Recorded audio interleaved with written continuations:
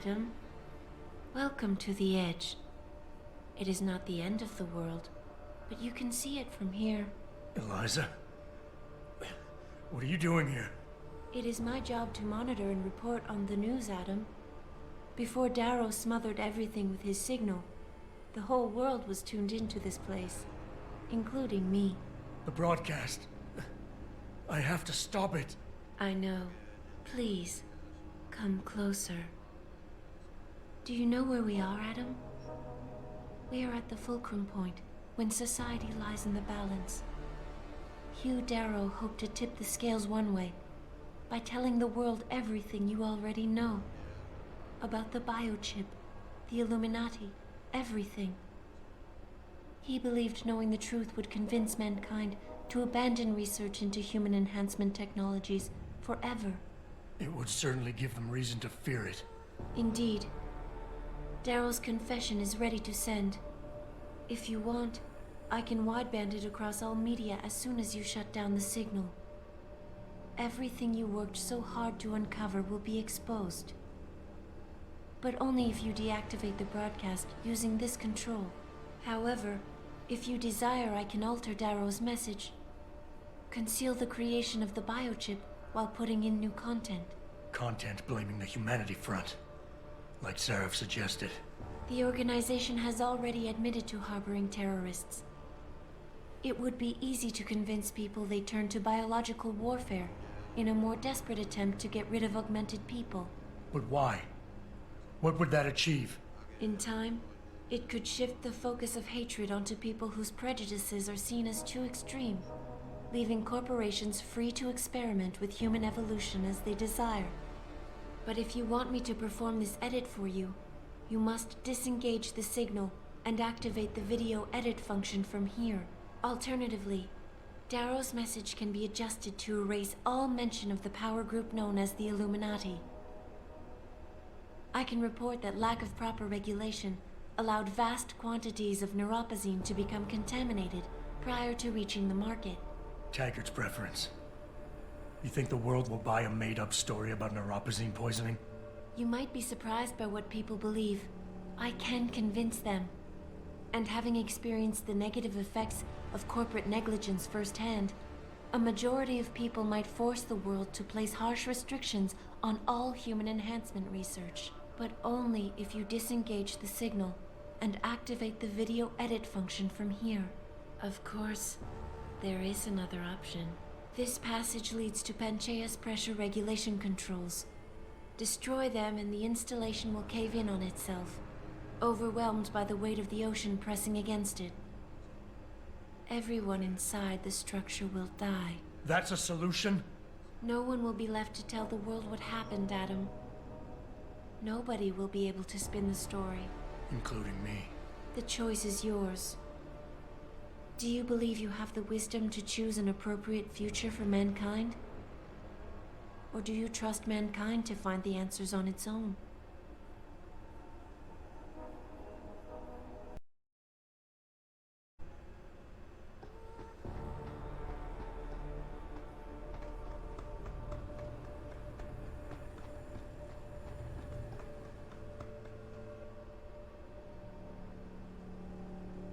If you do this, the world will be left with questions and may never reach a consensus. Are you sure this is your choice? We have little time left, Adam. And might I say, it has been a pleasure.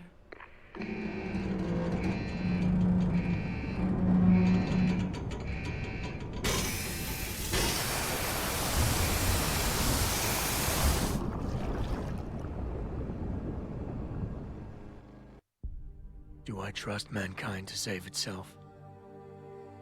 That's what Eliza was asking. The truth is, I don't know. After everything I've seen, all the fighting and the chaos around me, I only know what I want to believe. Somehow, human decency will triumph.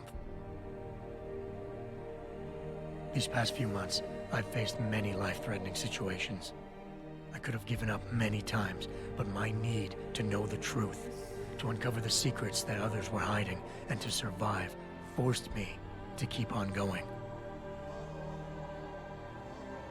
Most of the time, I tried to keep my values in mind, knowing my actions did not have to harm others.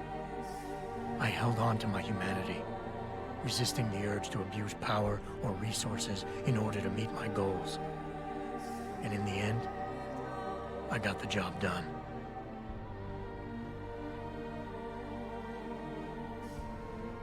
But does this mean I have the right to choose for everyone? No. Because it isn't up to me.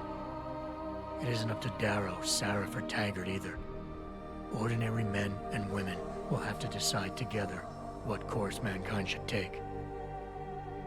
The kind of people who time and time again have picked and chosen the future in highly practical ways, slowing change when it's negative, speeding it up when it's good. Can they do it again?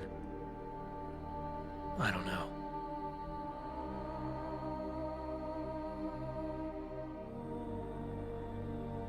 But I do know I'm not about to let anyone in this station, myself included, stand in their way.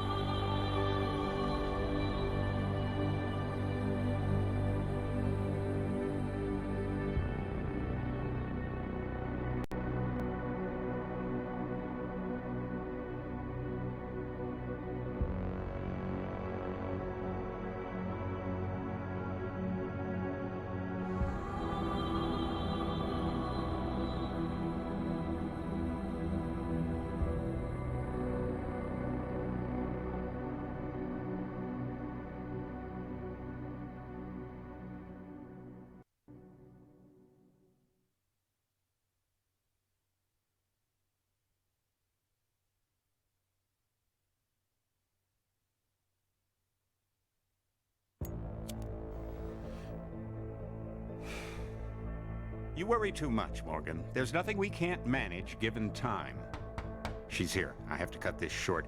Keep going through the wreckage. Maybe we'll find something we can use for the Morpheus initiative. Come in. Dr. Reed. We're so pleased you decided to join us. Where else could I go? No regrets, my dear. As Ariadne told Theseus before he entered the Minotaur's labyrinth, always forward, never left or right. You'll be very interested in our current project. We're breaking new ground. Yes, the nanite virus chimera is quite intriguing. I'm looking forward to seeing the hybrid project up close, Mr. Page. And so you shall. But please, call me Bob.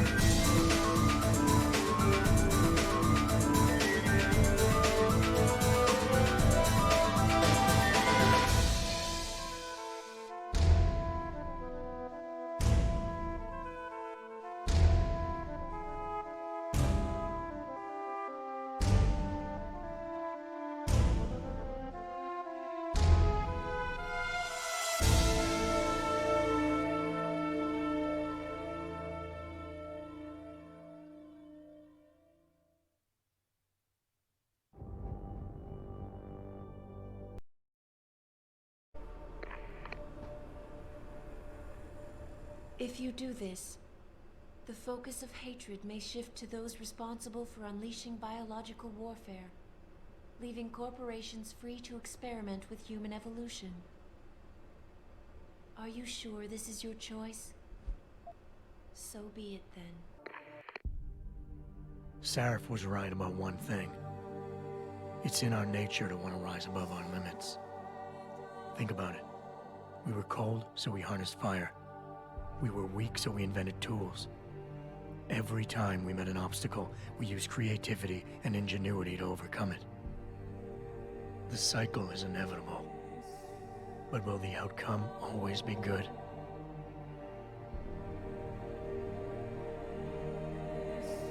I guess that will depend on how we approach it. These past few months, I was challenged many times. But more often than not, didn't I try to keep morality in mind, knowing that my actions didn't have to harm others? Time and time again, didn't I resist the urge to abuse power and resources simply to achieve my goals more swiftly? In the past, we've had to compensate for weaknesses, finding quick solutions that only benefit a few. But what if we never need to feel weak or morally conflicted again? What if the path Sarif wants us to take enables us to hold on to higher values with more stability? One thing is obvious. For the first time in history, we have a chance to steal fire from the gods. To turn away from it now, to stop pursuing a future in which technology and biology combine, leading to the promise of a singularity, would mean to deny the very essence of who we are. No doubt the road to get there will be bumpy, hurting some people along the way. But won't achieving the dream be worth it?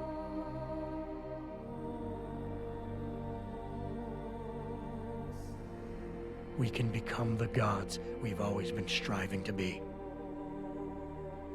We might as well get good at it.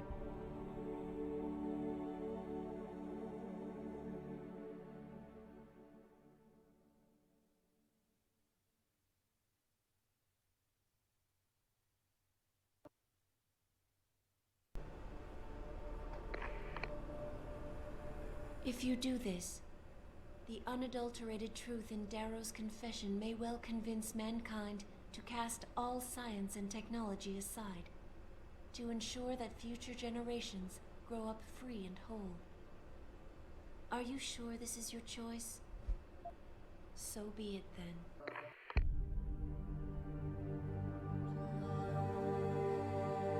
Albert Einstein said, "Technological progress is like an axe in the hands of a pathological criminal." Took me a while, but I finally see his point. How often have we chased the dream of progress only to see it perverted? More often than not, haven't the machines we built to improve life shattered the lives of millions? And now we want to turn that dream on ourselves to fundamentally improve who we are. Experience has shown me how dangerous that can be. How many times in the Call of Duty did I almost fall into the trap of taking shortcuts, abusing my abilities or the resources at hand? I resisted. Barely at times, because I valued human lives and considerations. Can I truly despise others who fall? Technology offers us strength. Strength enables dominance, and dominance paves the way for abuse. Darrow understood this. He knew that using technology to become something more than we are risks losing our ability to love, aspire, or make moral choices. The very things that make us human. It also risks giving some men the power to make others what they choose, regardless of the cost to human dignity.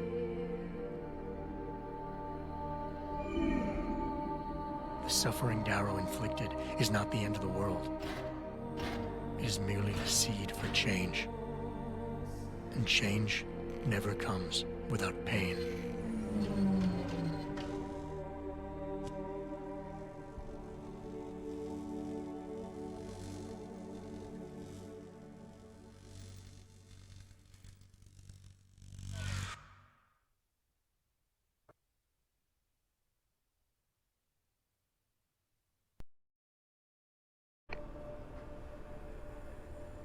If you do this, first-hand experience with corporate negligence on such a grand scale may convince mankind to enact harsh restrictions on human enhancement research.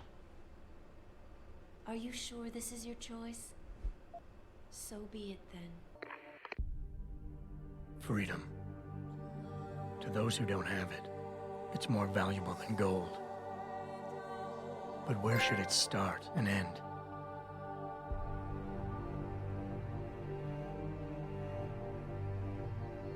We humans often think we have the right to expand, absorb, convert, or possess anything we need to reach our dreams. But time and time again, hasn't this led to conflicts with others who essentially believe the same thing?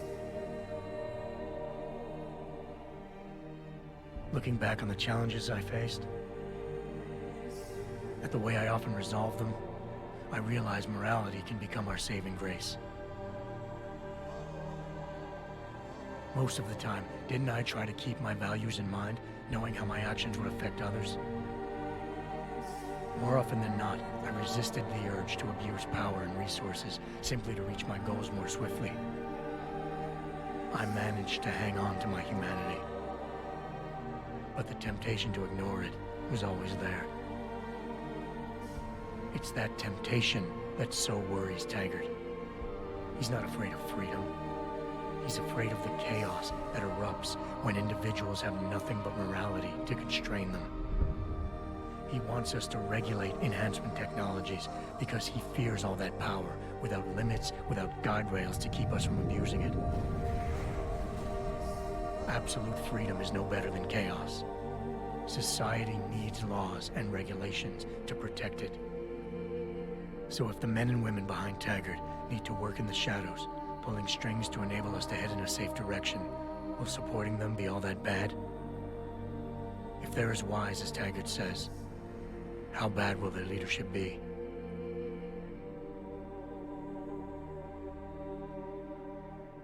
I just hope they stand by what they say.